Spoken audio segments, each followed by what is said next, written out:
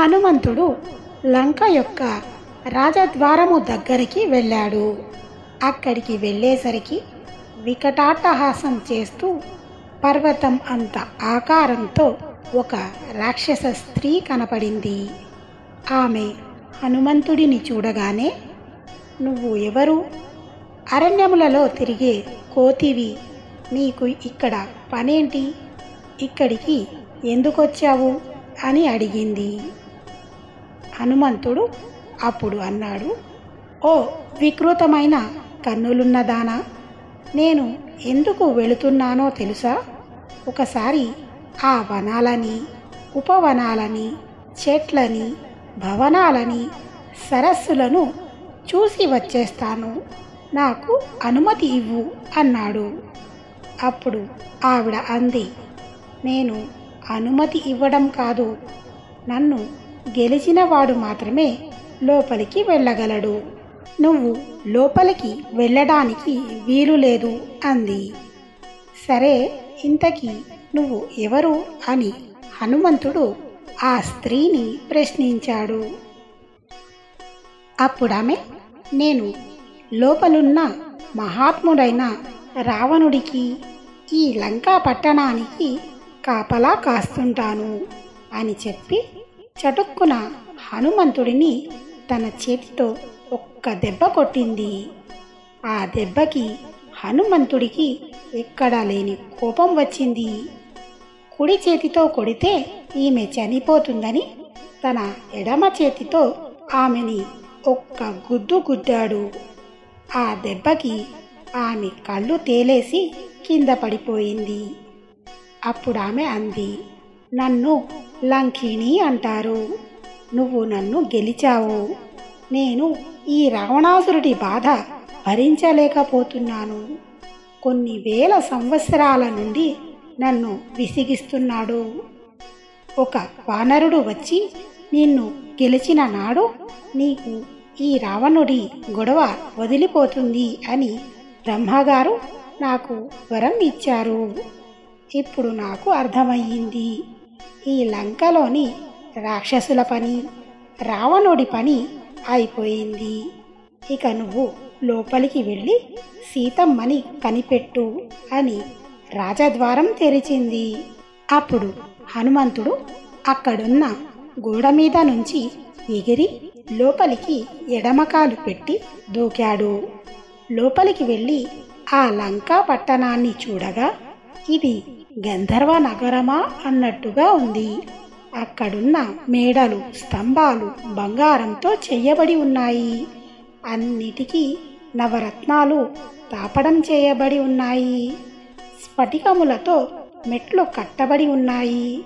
ఎక్కడ చూసినా దిగుడు బావులు, సరోవరాలతో ఆ ప్రాంతం శోభిల్లుతోంది.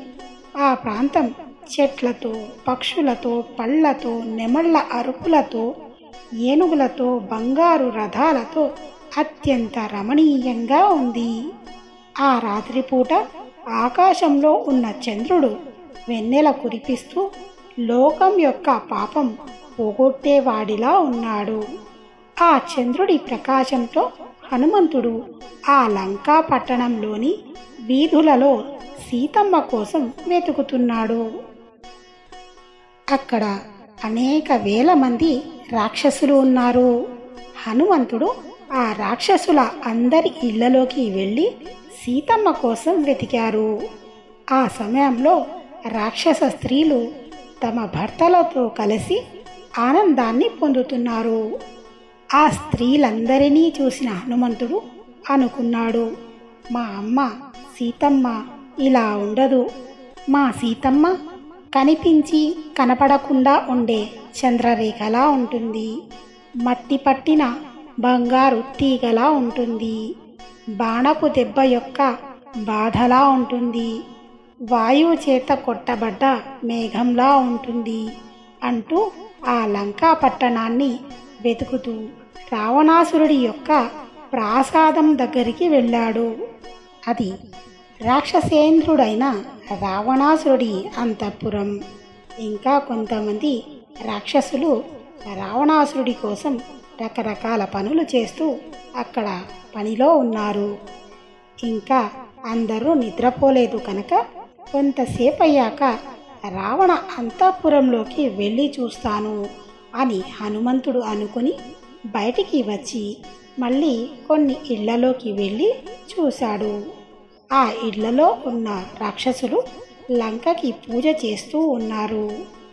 అక్కడ ఉన్న ఇల్లు చూసి ఇది ఇంద్రపుర, గంధర్వ నగరమా? పొరపాటున నేను స్వర్గానికి వచ్చానా? అసలు ఇంద్రుడికి ఎన్ని భోగాలు ఉన్నాయో అవన్నీ ఈ లంకా పట్టణంలో కనిపిస్తున్నాయి అనుకున్నాడు. అక్కడున్న ఇళ్లల్లో ఎంత గొప్ప పండితుడైనా ఒక్క దోషాన్ని కూడా చూపలేడు. అంత అద్భుతంగా అక్కడి ఇళ్ళు ఉన్నాయి. దేవతలకి కూడా ఆ ఇళ్లలోకి వస్తే పూజ చేసుకోవాలనిపిస్తుంది. అక్కడున్న కిటికీలు కూడా వజ్ర వైఢూర్యాలతో అలంకరింపబడి చాలా అందంగా ఉన్నాయి. ఆ లంకా పట్టణం యొక్క శోభని హనుమంతుడు చాలా బలంతో చూశాడు. ఎందుకంటే లంకా పట్టణం యొక్క సౌందర్యాన్ని చూసి తాను వచ్చిన కార్యాన్ని మర్చిపోకుండా ఉండాలని హనుమంతుడు ఆ నగరం యొక్క సౌందర్యాన్ని చూస్తున్నప్పుడు సీతమ్మని కనిపెట్టాలనే విషయాన్ని మనస్సులో బలంగా పెట్టుకొని ఉన్నాడు. ఆ రాక్షసుల ఇళ్ళన్నీ వెతికిన తర్వాత హనుమంతుడు మెల్లగా రావణ అంతఃపురంలోకి ప్రవేశించాడు. అప్పుడు ఆయన రావణ అంతఃపురంలో ఉన్న పుష్పక విమానంలోకి ప్రవేశించాడు.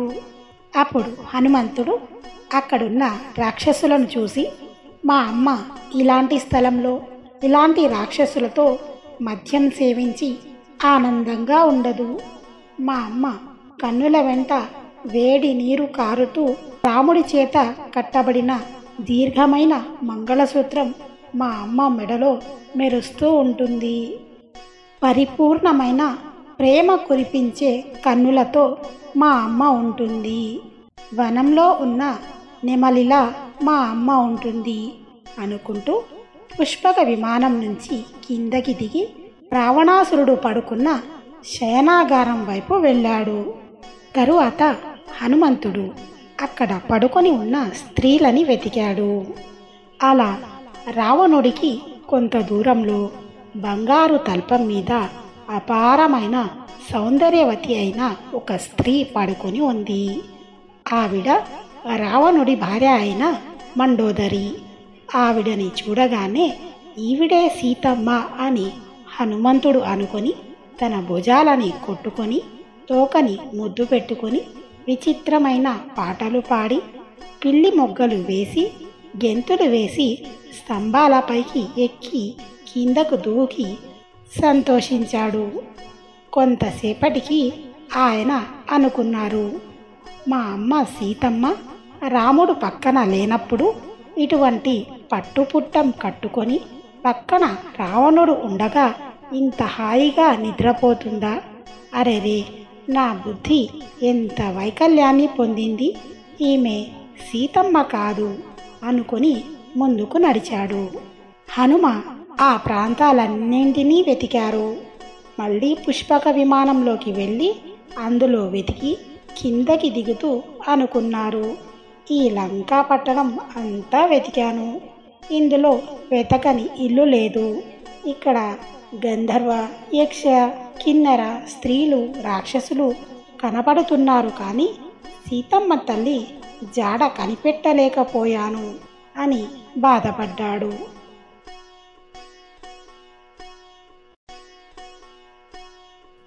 మరి ఆ తర్వాత జరిగిన రామాయణ కథను మనం నెక్స్ట్ ఎపిసోడ్లో చెప్పుకుందాం.